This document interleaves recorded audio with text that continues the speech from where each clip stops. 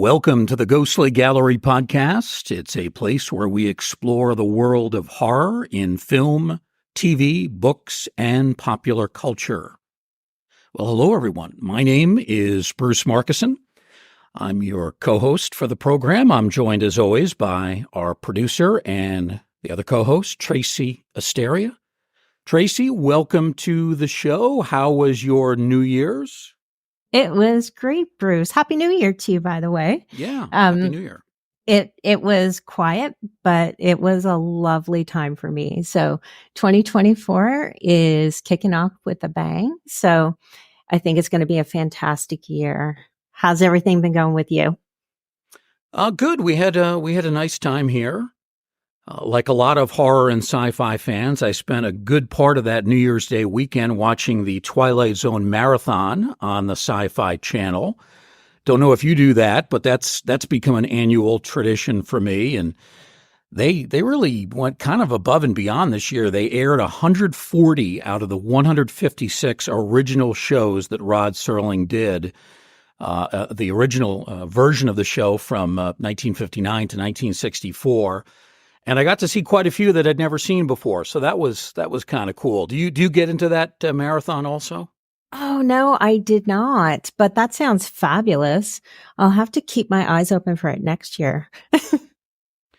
Yeah, it's always a lot of fun. They just run back to back programs for about 3.5 days. Oh, wow. And they get the vast majority of the shows. Now they do cut from some of the episodes so they can have more commercials, and they want to kind of maintain their half-hour schedule, but you get a pretty good gist of each show as you watch it. And Serling and the Twilight Zone, certainly a favorite of mine. And speaking of favorites, our guest this week is certainly one of those, someone who joined us initially during the summer of 2023 in what was only our 4th episode. It was really toward the beginning. He is an expert on vampires within popular culture. His true name is Brian Forrest. He's also known as Toothpickings. Brian has written numerous articles on the subject of vampires. He has contributed to Tucker Christine's very nice scholarly magazine, Dracula Beyond Stoker, and has also been featured on a number of podcasts, including his own YouTube programs. Brian, welcome back to the show. Thanks for being with us again. Thank you, Bruce and Tracy. Thanks for having me back. Well, we're glad to talk to you. Brian, the most recent issue of a magazine that I subscribe to called Scary Monsters Magazine, it's an excellent publication, by the way, and the latest issue features an interesting theme. It is about vampires from books and movies, but primarily vampires that are not Dracula. They do talk a little bit about some of the more obscure Dracula films from the 70s, well after the years of Lugosi and Christopher Lee's prime. But for the most part, this issue of the magazine looks at the non-Dracula vampires. It makes for a great read. I'm still working my way through the magazine, and we thought that this would be kind of a fun topic to explore with someone like you. Sure. It's almost impossible to wrap your arms around the topic of vampires without addressing Dracula. But I think it gets a lot more interesting if you can try to get away from Dracula a little bit and see some of the rich tapestry of other vampires that there have been, because Dracula, of course, was not the original vampire. There was a whole world of attempts to make vampire canons before Dracula kind of cemented a lot of those ideas about what a vampire is. And even since Dracula, a lot of other authors have attempted to define their vampires in ways that are contrary to Dracula. So before we get right into this, can you tell us how you first became interested in vampires? Well, you'll have to make sure that my story is straight with the last time I was on your show. Which time were you telling the truth, Brian? The way I've told it, and I don't have a short way to say this story, is that I had done a documentary for the History Channel, and the production company asked, do you have any other ideas to pitch? And I remember that there had just been someone had dug up some graves in Eastern Europe. There was a vampire scare. And I thought, my God, this is still going on in the 21st century. And so I wrote up a pitch sheet about what happens when people really believe in vampires. And it was received very well, but then went nowhere. And then I just thought to myself, I could make this documentary. And so I did begin to go around the country and interview writers and professors and scholars who knew a lot about vampires. And then COVID happened, and I never finished the documentary. But along the way, I started just learning a lot of interesting things about vampires that didn't fit the documentary at all, but were just so intriguing. I wanted to start writing about them. And it's great. It's a great hobby for me because I can just concentrate on whatever is interesting to me at that time, and I don't have to answer to anybody else. Oh my gosh. Oh, wow. Oh, that's amazing. I have a quick question for you. Sure. Do you have a favorite vampire? I do. And it's Blackula. Oh, nice. Mama Walde has been my favorite vampire for a few years. I would have said Ellie from Let the Right One In before 3 or 4 years ago when just something about Blackula piqued my interest, and then I couldn't let go of it. And I hope to do something more substantial with research on how that film came to be and the influence it's had. I don't think it really gets its just. I don't think it gets its just awards for having broken a lot of barriers. Nice. Oh, thank you for sharing that with us. Sure. Yeah, I would agree, Brian. It's a topic that is maybe not discussed enough. There's continuing to be talk about a new Blackula movie coming out in 2024. So we may be hearing more details about that in the near future. You mentioned a moment ago, Brian, that Dracula is not the first vampire in popular culture, not by a stretch. The first, or at least one of the first that we know of, comes to us from a 19th century writer named John Polidori. And that vampire is Lord Ruthven. Tell us about him. We could spend this entire podcast and probably a whole series just talking about him. And I understand the correct pronunciation is Ruthven. Really? Ruthven or Riven. And I still slip and say Ruthven a lot too, because I read it as with the U in it, as everyone does. So I might even slip and call him Ruthven during the course of this discussion. But I think you're correct in that was Lord Ruthven the very first fictional vampire? Maybe not, but the first pop culture one? Yes. Once he appeared in 1819, he started popping up again and again in other people's stories. And I don't know how many dozens of short stories, novellas, plays. He was very big on the stage. The French loved him. The most popular English version was called The Bride of the Isles, and in which he became a Scottish vampire. He was the biggest thing in vampires before Dracula came along. He dominated the 19th century. Usually he was charming. He was erudite. He was noble. He used people up and disposed of them, much like Dracula did. So you can see where that archetype of a noble vampire comes from. It all starts with that Polidori book, where Lord Ruthven, who is a stand-in for Lord Byron, uses up the people around him. They all come to ruin. There's not a lot of neck biting necessarily, but people do have their life force, their livelihood, their essence is slowly removed from them until they are no more. Even if he doesn't kill them, their life is ruined after he's done with them. Is it true, Brian, that Polidori came up with the idea for this story, The Vampire, spelled with a Y instead of an I? He came up with it during that very famous meeting with Mary Shelley, her husband, Byron. They were all kind of shacked up, if you will, at a remote outpost. And it's a story that's been tackled in film. The movie Gothic that came out, the Ken Russell movie in the late 1980s, is very much a wild, fictionalized version of that. But do we really think that that's where Polidori came up with the idea? Yes and no. Polidori wrote a ghost story on that famous night about a woman with a skull face. Mm. And he dropped that. Byron wrote this sort of fragment of a story that he just then kind of tossed out and didn't really do anything with. Polidori then picked that up and fleshed it out and made it a full novella. So I think it's probably correct to say that the origin of that story, The Vampire, is at the same night as Mary Shelley came up with Frankenstein. But it wouldn't have been Polidori who originated it. It would have been Lord Byron. It would have been Polidori who made it the novel that it is.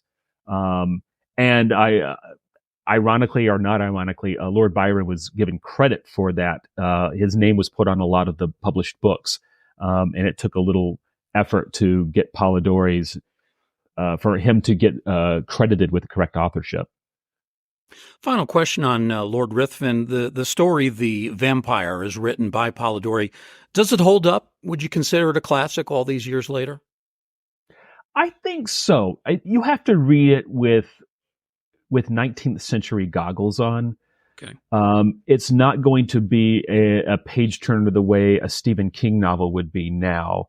It's written differently, but it's not long. It's pretty concise. It's easy to understand. It's not full of difficult language. But it works slower and it works in different ways than the kind of storytelling we'd be more used to today. Yeah. Next up on the list is a character, Varney the Vampire. This is a serialized story from those old penny dreadful pamphlets of the Victorian era. And this was a long series of stories about Varney the Vampire. It went from 1845 to 1847. I've never read them, and I guess if you put them all back to back, it's hundreds and hundreds of pages. But what I've read is that they're at times not particularly well written, but still entertaining, and they were pretty darn popular. They were, and quite the opposite of what I just said about Polidori's book. Varney is written in very flowery language. It's dense. There are times where it can take a lot of effort to get through a paragraph and then say, now what happened in that paragraph? I remember taking note of one that had 11 commas in one paragraph, one gigantic sentence that stretched on forever. And I had to use all my algebra skills to sort of start canceling out sections until I figured out, oh, okay, this is what we're trying to say here. It is uneven in places because it's the people who have studied it believe that it was not written by one author all the way through. James Reimer is credited with writing large parts of it, probably originating it.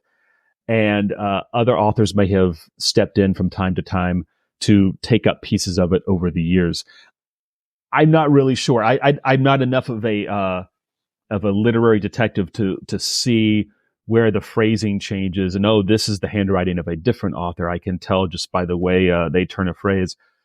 Right. But it does feel like it shifts tones a lot. When I was in a book club that was reading through it, the sort of our leader of our book club, Ed Pettit, said over and over again, hey, no one expected anybody to read the back issues and check to see if there was continuity between these stories. So you would see a plot line go for several issues in this Penny Dreadful and then get dropped. Or you would see someone's backstory change from time to time. If you can get past all that, there are some very entertaining parts to it. It starts off with a bang. Right out of the gate, there's no question that there is a vampire in our presence. There's not all this mystery that you always see in every other vampire story about, well, what's causing all these problems? Who's biting these necks? How mysterious? Is it an insect bite? No, right away, we know what the tale is going to be about. And there's some funny, very funny sections later in the book as you get really deep in. There's some sections that are that are eerie, that are uncomfortable. Mm. But almost nobody finishes the novel, so nobody gets to that part. Yeah. It is. I'm going to give a little bit of a spoiler here. I think it might be the first case of a vampire suicide. A vampire who says, I can't deal with this existence anymore. I have to end it. That starts to get a lot more traction in the late 20th and 21st century. We start to see a lot more vampires. As vampires become more sympathetic, they start to do things like say, I cannot live with this murderous life that I have created for myself. Let me end it all. Yeah. That was not the case for most early vampires. They reveled in their evilness. They liked the fact that they could use people and exploit them.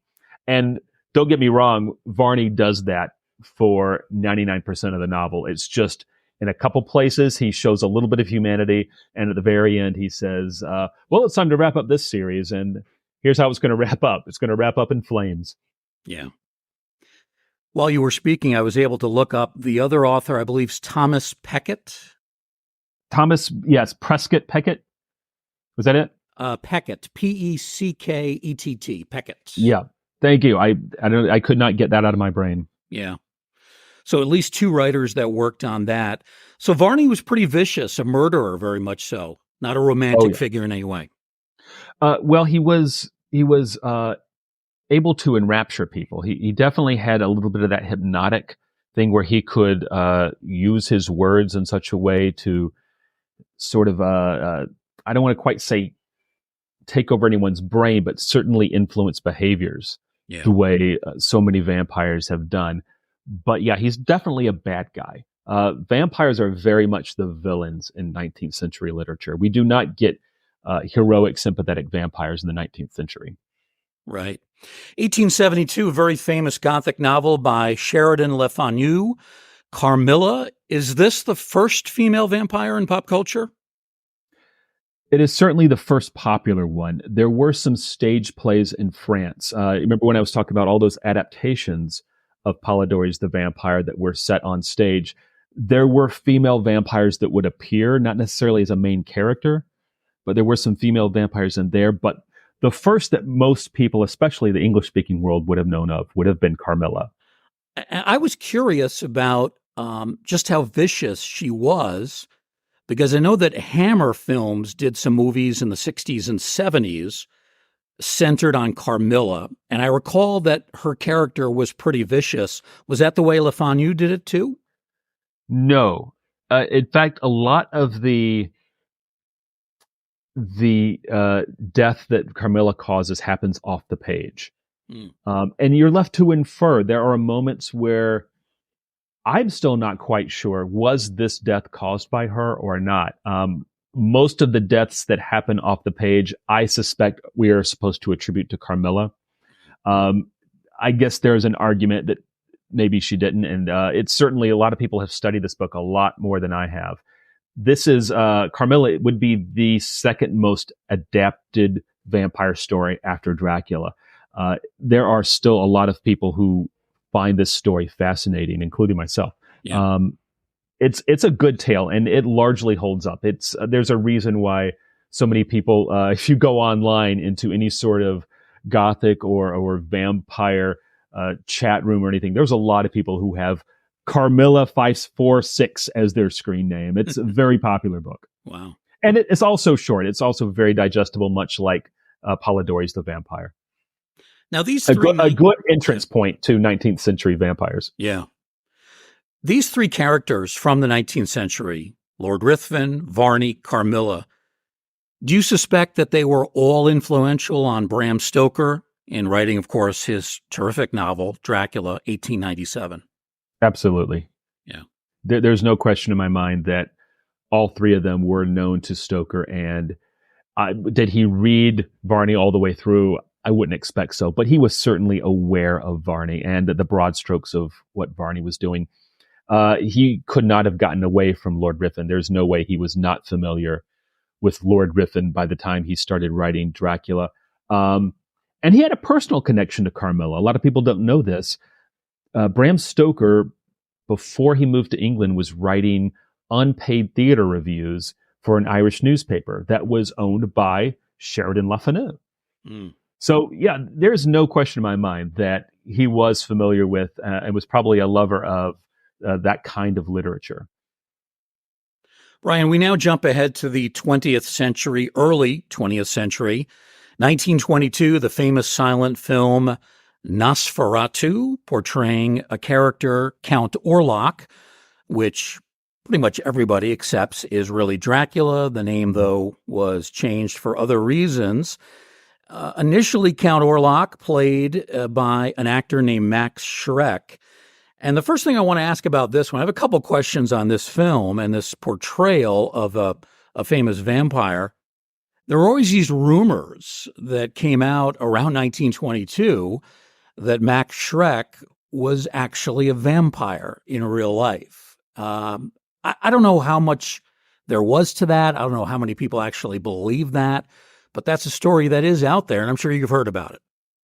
You know, I've heard that story, and I have not dug in to find out if those were contemporary beliefs. Like, did people in 1922 think that, or did we retroactively start to ask those questions?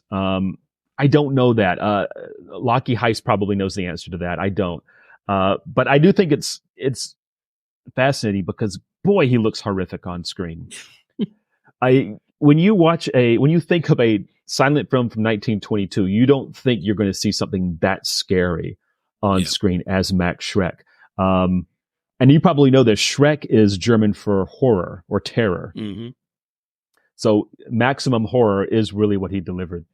And I always tell people that I always recommend Nosferatu as a film for people, but I also say try to go see it live with a live orchestra or band playing along with it, because if you can get someone who can really hit those tones, it makes for a really rich experience. But you're right, to get back to your main point, this is a little bit dancing on the line because he is sort of Dracula in a different form. In fact, I think that some of the subtitled or the intertitles they had on the silent films, I think that there were some that were released that called him Dracula instead of Count Orlok. Mm. But yes, Count Orlok is, I think, spooky as all hell. It is definitely a vampire movie that any vampire or horror fan or gothic fan should take a look at. You know, it's interesting when you look at the character of Orlok, as you mentioned, very much a beast. Doesn't look anything like the Dracula that we've come to know. There's nothing handsome, alluring, attractive, romantic about him.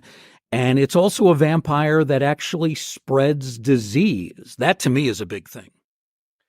That is a very good point, because those folkloric vampires that lent this mythology to fiction, the vampire scares always seem to track very closely with outbreaks of disease. Paul Barber did a very famous book on this. It's called Vampires, Burials, and Death. He's not the only person, but he probably has the text on this of tracking how vampire beliefs and disease, usually some sort of consumption, although other diseases as well, led to a belief in the dead coming back to torment the living. Mm. In Nosferatu, the original one, they clearly knew about this because they set it in a German town that was undergoing an outbreak of the plague. And they use rats, plague-carrying rats, as one of the stand-ins for Count Orlok from time to time. So they clearly were playing with that, to my mind. They knew enough about that folklore to incorporate that. Yeah. And I think that should come back. I feel like vampires and disease has been divorced from each other in a lot of our pop culture. And I think that'd be great to see someone bring disease, or at least epidemics. We just got done with a pandemic. I think there's a low-hanging fruit there to bring vampires back in. Yeah. So Shrek plays this character in 1922. Decades later, 1979, we have Klaus Kinski in the film that was with a slightly different title, Nosferatu the Vampire.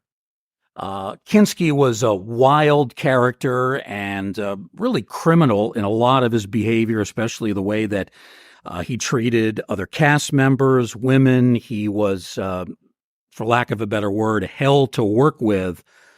I thought, though, he was sensational in this role, this remake in '79. What do you think? I'm going to disagree. I don't think he brought anything to the role. Okay. I think you could have stuck a lot of other different actors, put that makeup on them, and they would have given you just as good of a performance as Klaus Kinski in that. And I'm not saying that because of just because I want to dislike the guy. I remember watching that 1979 version and frankly being a little bit bored. Mm. And I say that as someone who sat through a silent film from 1922 that has long takes where nothing happens.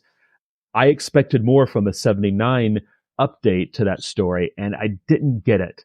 And I was surprised because I've liked so much of Werner Herzog's films. That one just didn't ring for me. I don't know why. I did like the touch with all the rats coming out, running through the city. Yeah. That part I liked a lot. Yeah, I'm actually not that surprised that that's your reaction because a lot of the horror community is split on the movie. A lot of people love it, like myself. Others like you, David Skal, the terrific historian who's been a guest on this show. He really knows vampires, well, just as you do, and he's not a big fan of it either. So it doesn't really surprise me that knowledgeable people that follow horror aren't necessarily fans of this version of Nosferatu. I'm curious, what was Skal's reason for not liking it as much? He actually wrote something about how he felt that when he watched it, it seemed like all the actors and even by extension the director were acting like they were stoned, like they weren't quite there. And I think he shared some of the criticism that you have about not enough happened. It was very slow moving.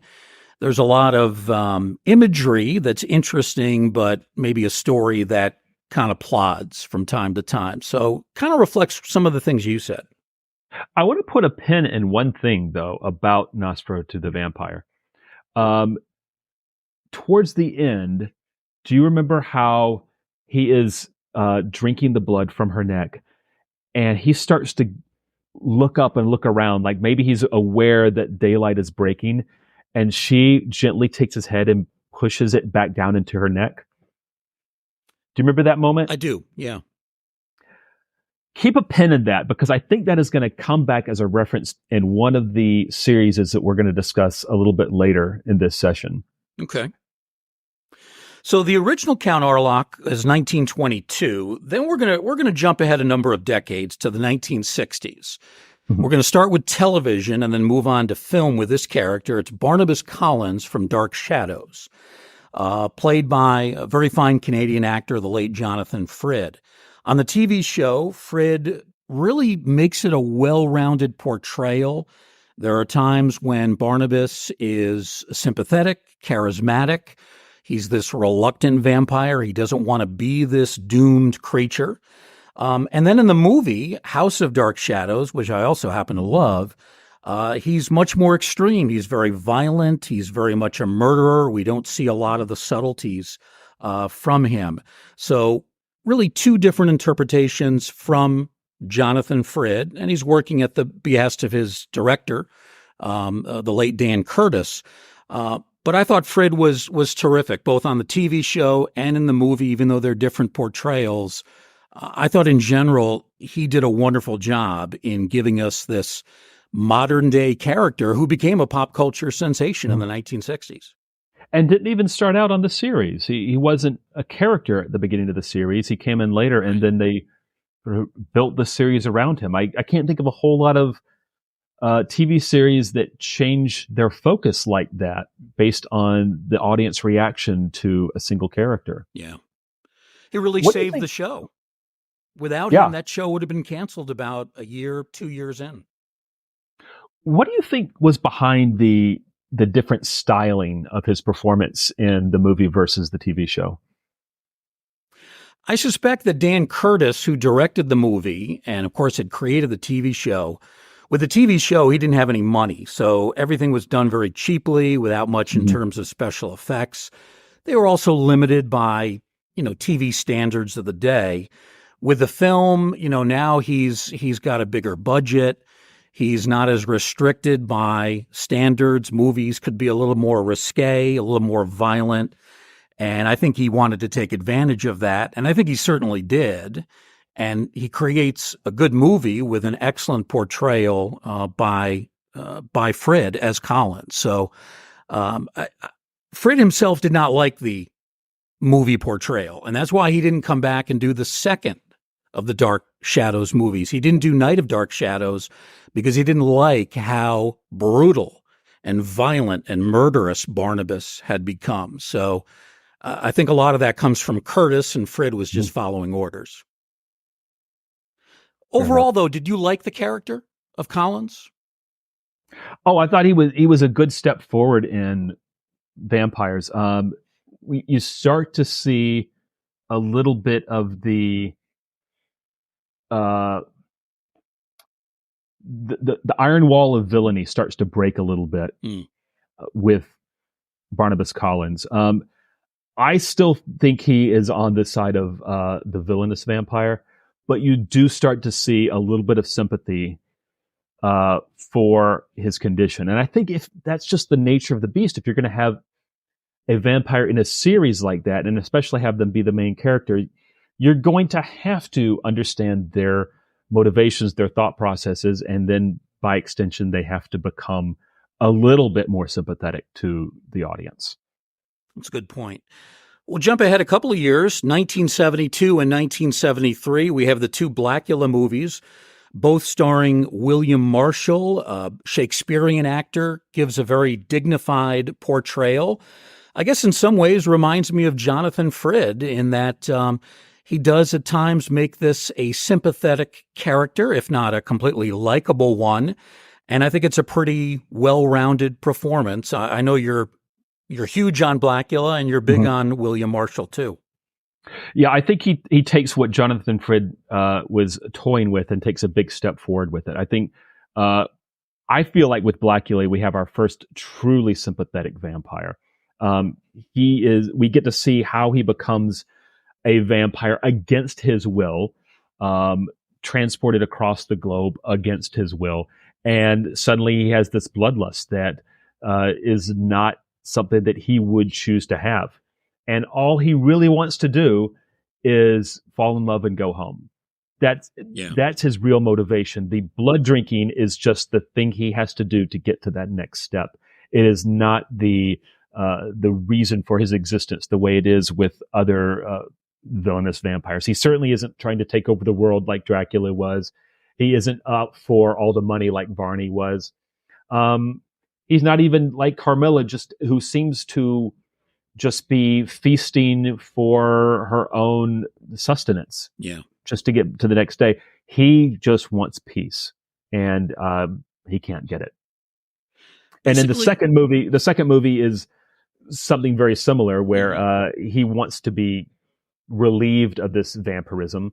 He's more villainous. He's more evil, I'd say, in the second movie, but at the same time, he wants to just shed all of this. And it's as though he can't help but do terrible things towards getting to that goal. So it's impossible not to have sympathy for him. Yeah.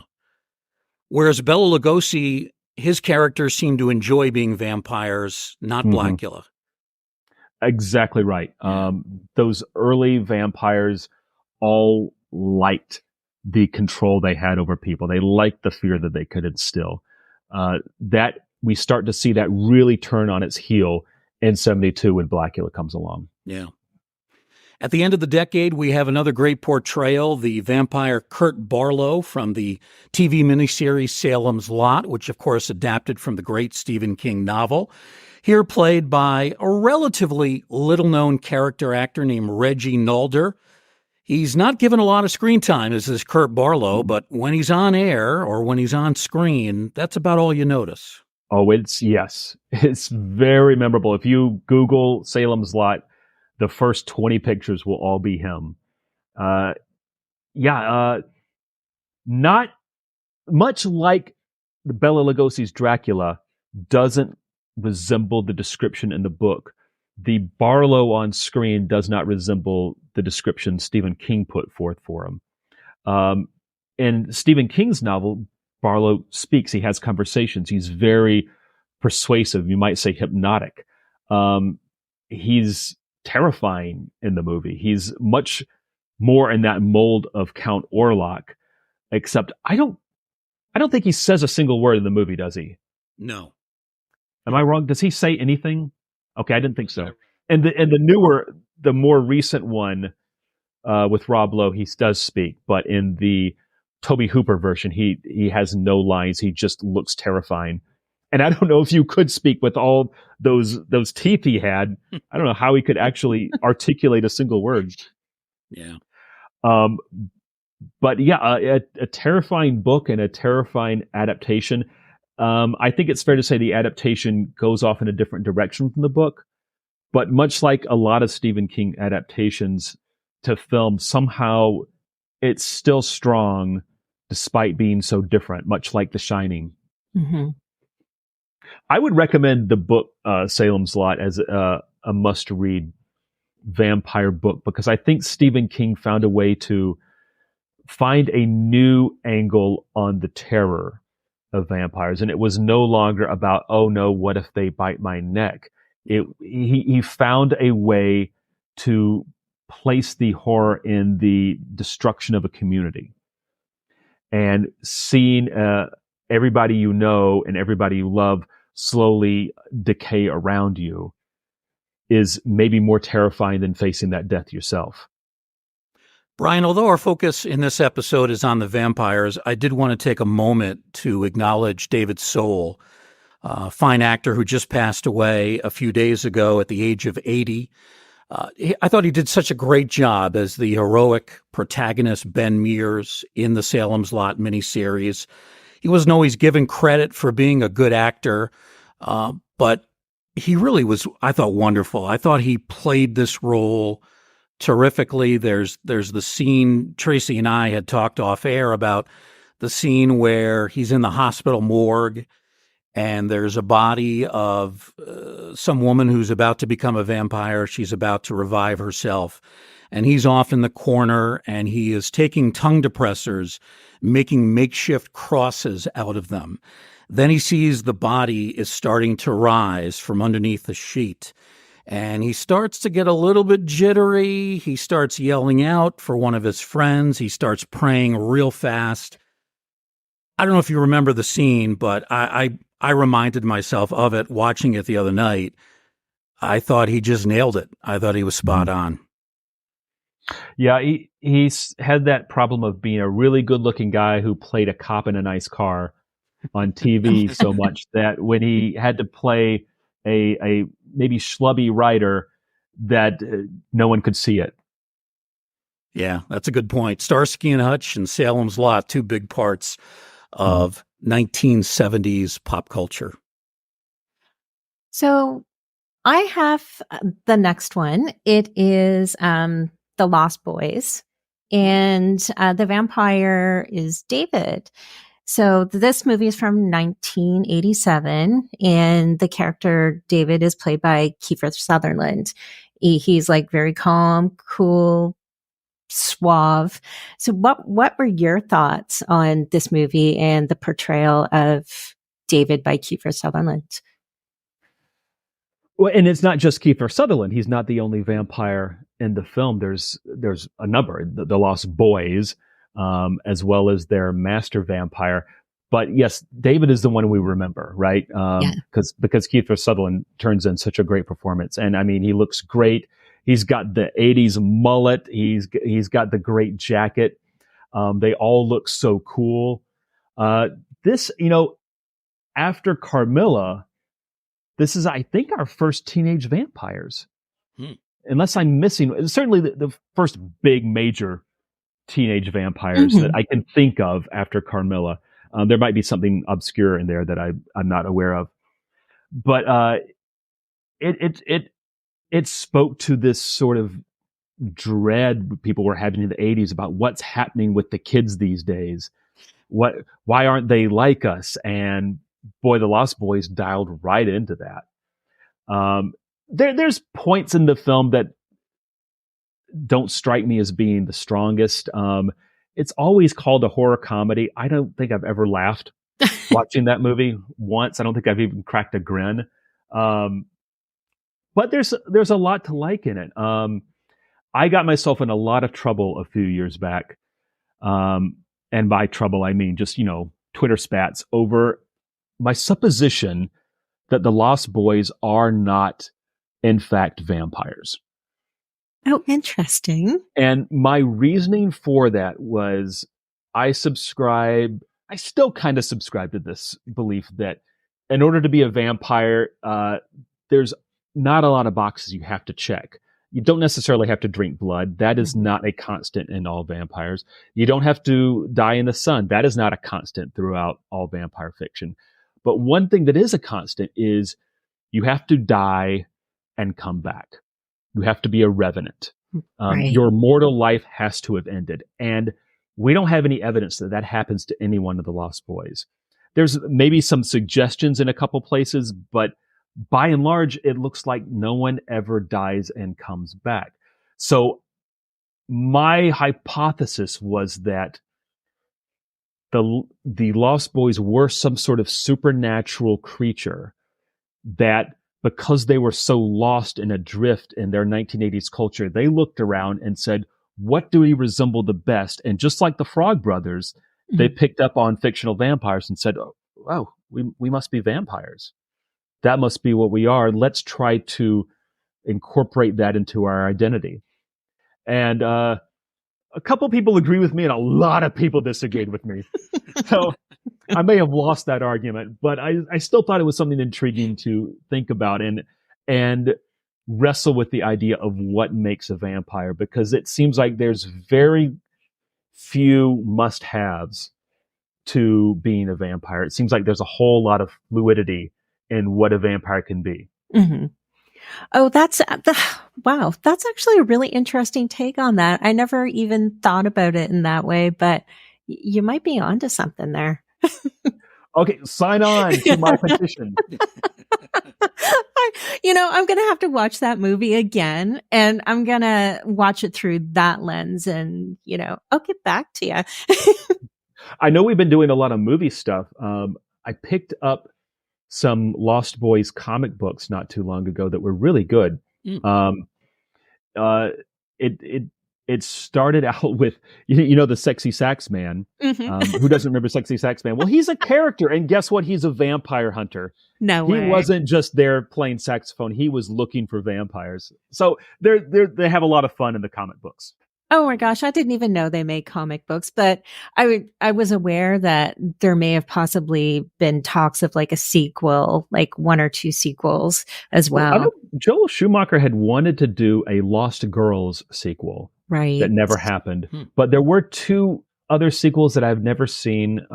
I've been told not to deal with them. That I couldn't even tell you what the plot is of them, but I know there were two official sequels made to the films. If there was a modern day rebooting of it, I think they could probably do a lot with it.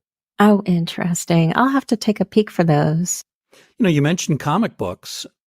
Our next vampire also originated in comics, and that would be Blade. The movie came out, the first of the three movies came out early 2000s, and actually I went with my wife to see that first film, and I knew nothing about the comics. I didn't know a lot about the character. I really liked it. I know some people scoff at the Blade movies and at Wesley Snipes. They say, well, it's more action than horror, but I think he does it very well. And it does bring us some things that are interesting to talk about. Here is really the first popular black vampire since Blackula. That's one thing that we need to mention. And the other factor is that Blade is not only a vampire, but he's part human as well. So that's the other. Right. And I think anyone who makes that criticism, Bruce, that it's all action and not horror probably aren't familiar with the comic books, because Blade is all action in the comic books. Yeah. He is all about throwing stakes into vampires and cutting off heads. He's not going to dwell in the shadows and hold candles up and wait for something to jump out. That's just not who Blade is. His character debuted in 1973, which would have been 1 year after Blackula, and I've always wondered if there was some influence there, and I've never gotten an answer for sure. But I think there must have been. There must have been something in the ether at that point that maybe Marv Wolfman saw what was going on with Blackula and created Blade as an answer to that. Of course, Blade exists in the Dracula universe in Marvel Comics. I don't believe Dracula is ever mentioned in the Blade movies. If he is, it must be a real flitting reference. But he originates as an enemy of Dracula. Version, in the first movie, Dracula is the enemy. Oh, okay. It's not a real good portrayal of Dracula. I'll say that. I'm getting confused on my different Blade issues here. Yeah. Okay. The first movie, there is a Dracula character. He looks nothing like Lugosi or Lee, and he's frankly, that's, I think, one of the weaker part. Actually, maybe it's not the first movie. It's the third movie. It's the third movie where there is a confrontation between Blade and Dracula. The first movie, it's a different vampire. And in the second, there's sort of a strain of mutant vampires that are really weird and have things coming out of their throats. And, but yeah, the third movie, there is a Dracula representation, albeit not a very good one. Thank you. Yeah. Thank you for that correction. And remind me, in the movie origin, is it that his mother is pregnant and is bitten by a vampire while she's pregnant? I believe that's how it started, if I'm remembering it right. I think you're right. Yes. Yeah.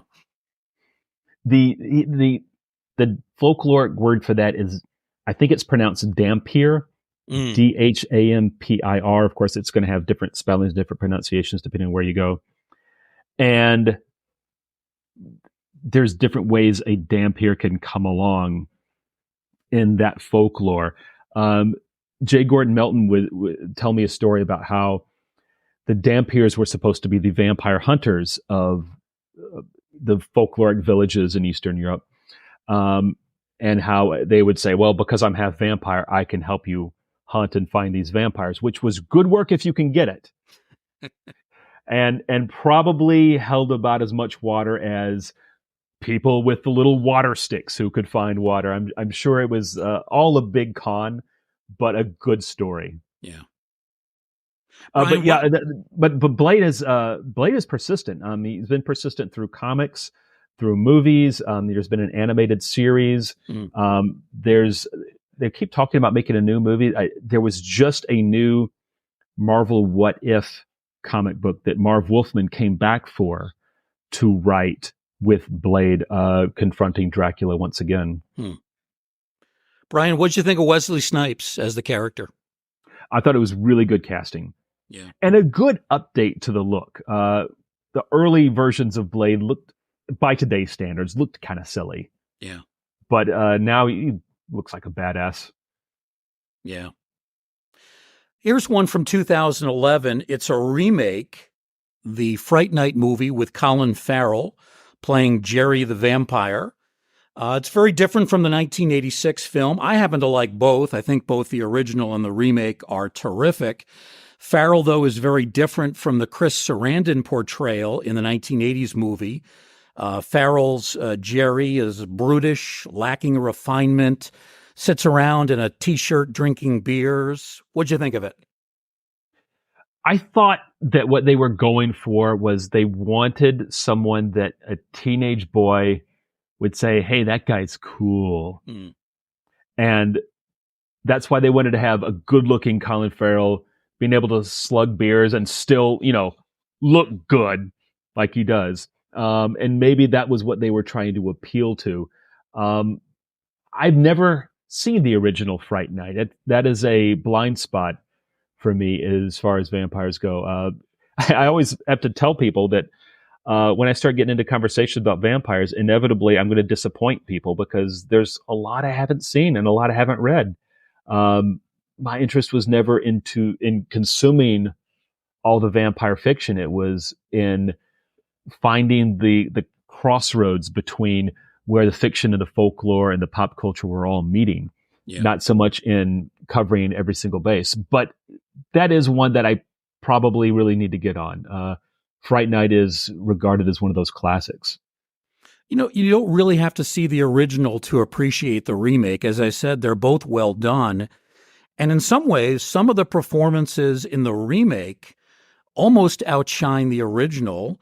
David Tennant is hysterically funny as the vampire hunter, Peter Vincent. And the late Anton Yelchin does a really good job as the heroic Charlie Brewster. And not to say that, Roddy McDowall and the other actors from the original movie did not do a good job, because they did.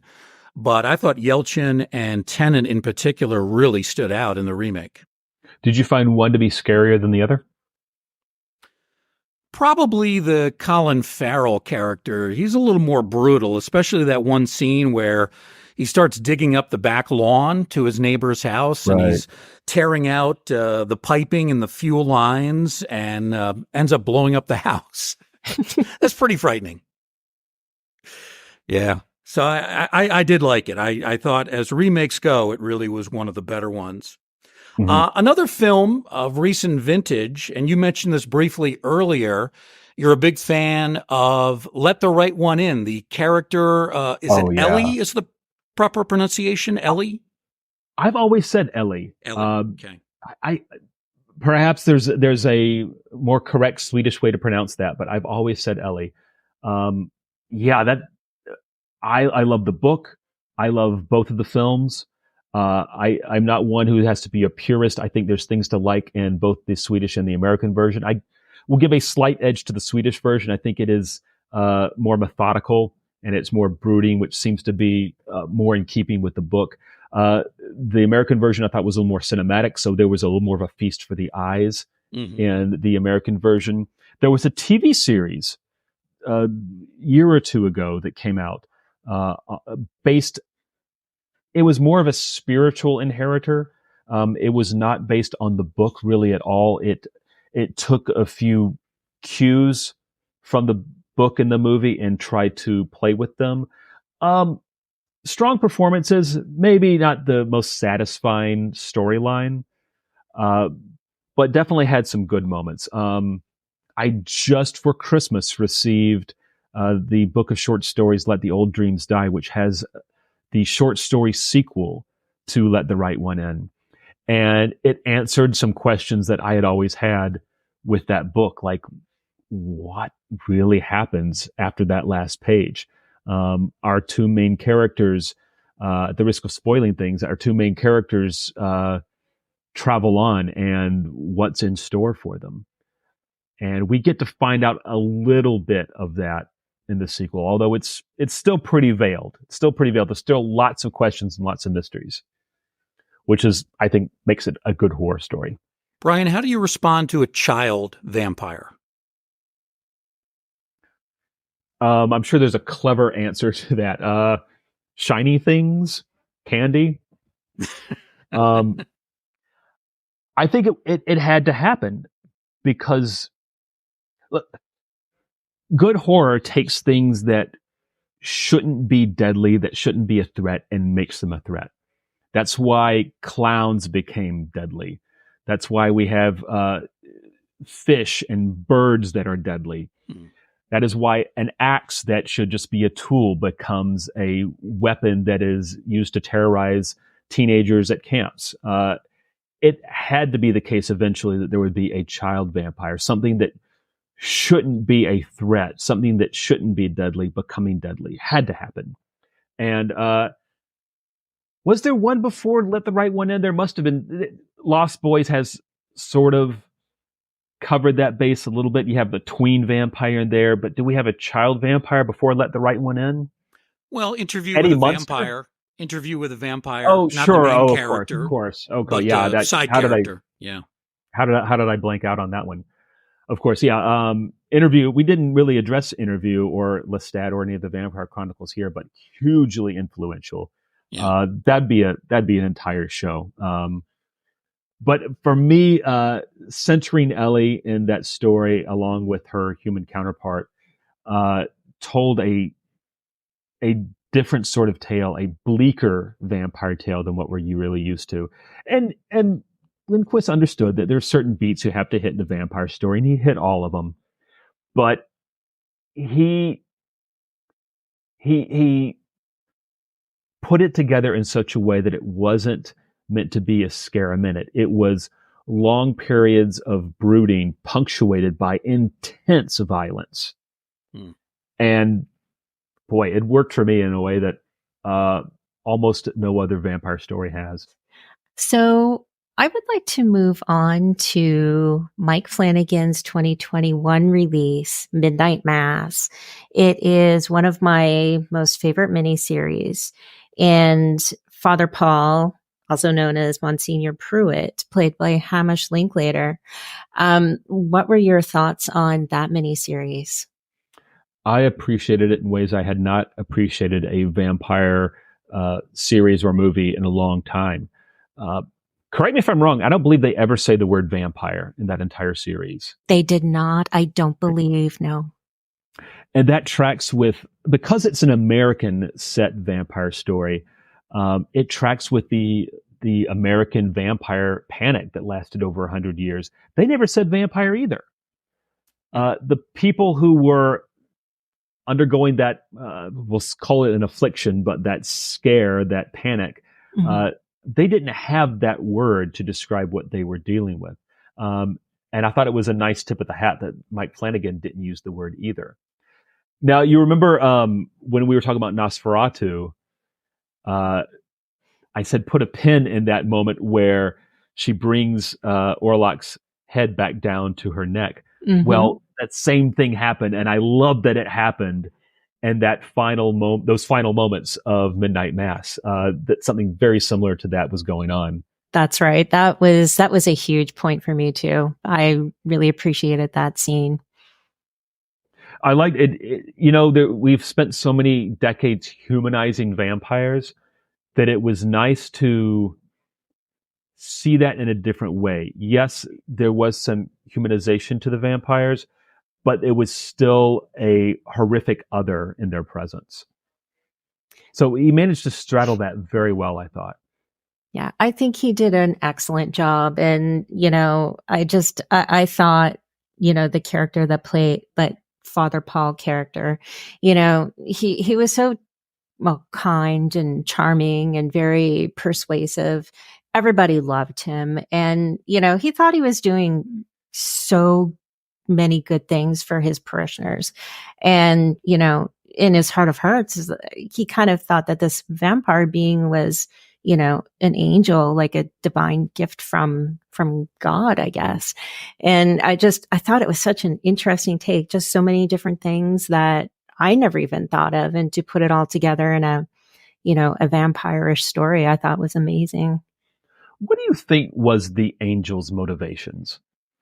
Oh my goodness. I'm so not sure because I don't know. I've watched it, I kid you not, probably 5 or 6 times. And I keep rediscovering new things and just forming different opinions like every single time I watch it. I'm curious, because the easy answer is, well, vampires always want to spread their vampirism. But if Hamish's plan had gone off, that doesn't seem like that would have happened.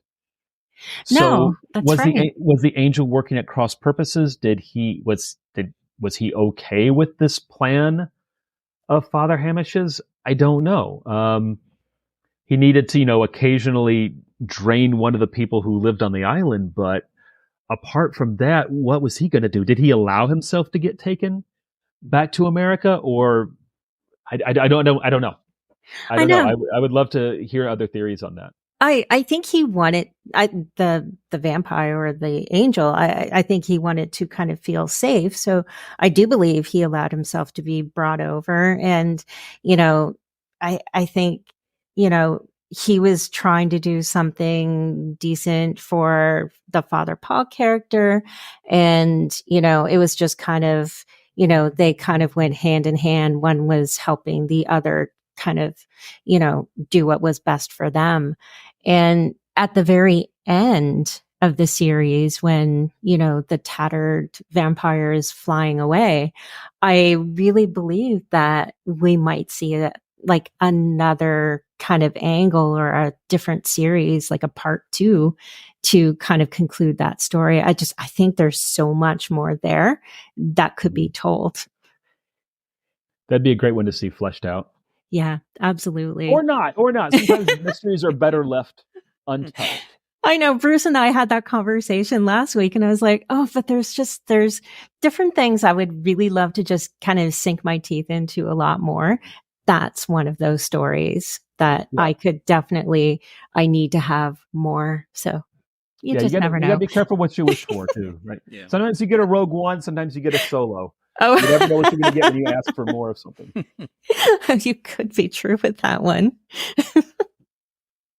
Brian, one last film we wanted to ask you about, and it's a movie that I really wasn't aware of until you told me about it. Came out last year in September.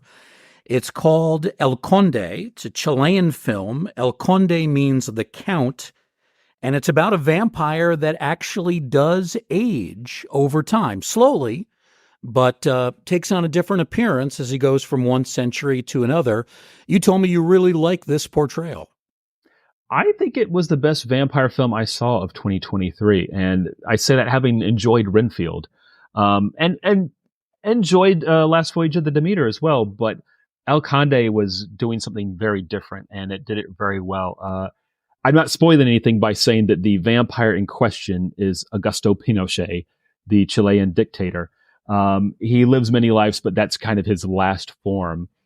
And they play around with some of the vampire tropes. It's not locked into what we always think of. Oh, must drink blood from neck, must avoid sun, crosses are bad. They try some things, but it doesn't ring untrue. It all kind of works more or less. And boy, it just I don't have anything clever or analysis wise to say about it, except that it was a refreshing return to a sort of vampire that was evil, and capital E evil. And I like that we're getting back to a little bit of that now. I think Demeter and to an extent Renfield also said, "Hey, let's have a reaction to vampires that are all nice and that refuse to drink blood because we want to maintain our humanity. We're going to be evil again." And I think some of that's been a hard needle to thread. It hasn't always come across quite right, but I think in El Conde they started to get there in a way that other films had not been doing. Well, at your suggestion, I watched the movie just a couple of nights ago, and one of the things I thought was really cool were the scenes of him flying through the air, which were filmed at a distance with his cape wide open. I thought that was really cool. And then there was the nun who essentially becomes a vampire, and there was an extended scene of her flying through the air, and that was really wonderful special effects. I thought that was really well done. That was really well done. And before we start making jokes about the flying nun, it really was. It was good though, wasn't it? Like, I haven't seen that sort of cinematic sweep in someone flying. Not even. Yeah. It was beautiful at the same time as you were kind of cringing about what was actually happening just below the surface between these characters. Well, Brian, we really appreciate your time over this past hour. Great insights on a wonderful array of non-Dracula vampires from the 19th century all the way to the current day. We look forward to your next article in Tucker Christine's Dracula Beyond Stoker. and let us know about anything new that you're working on, Blackula or otherwise. But thank you again. Appreciate it, Brian. Absolutely. I don't know when Tucker's next issue of Dracula Beyond Stoker is coming out, but I am working up something. I was just working on it today. So hopefully it will all be squared away and in there sometime late winter, early spring. So we look forward to seeing that. Our guest has been Toothpickings, Brian Forrest, expert on vampires, terrific writer. Check out some of the stuff that he's done on the internet and check out some of his YouTube videos as well. We thank Brian. We thank our co-host, Tracy Asteria, as well. We appreciate all of you folks listening in and joining us in this Museum of the Macabre. We hope that you'll join us next time right here in the Ghostly Gallery.